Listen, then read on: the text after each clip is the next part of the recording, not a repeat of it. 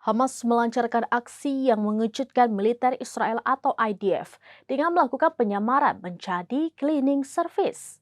Aksi penyamaran itu dilakukan Hamas demi menyusup ke pangkalan intelijen militer Israel Unit 8200.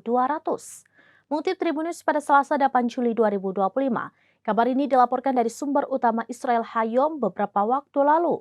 IDF mengklaim rencana Hamas itu digambarkan sebagai rencana yang diperhitungkan. Mengingat hasilnya, Hamas berhasil mencuri dokumen sensitif menggunakan kontrak layanan pembersihan.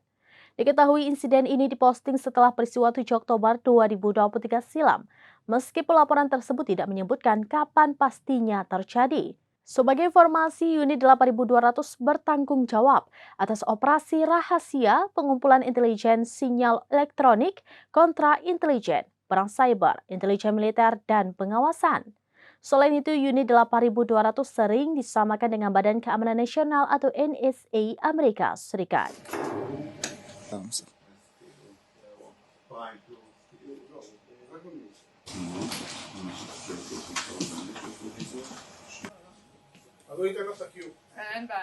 Demikian informasi terkini Syedara Alun. Saksikan terus beragam informasi lainnya. Coba like dan share seluruh akun serambinius.com. Download Tribun X sekarang. Menghadirkan lokal menjadi Indonesia.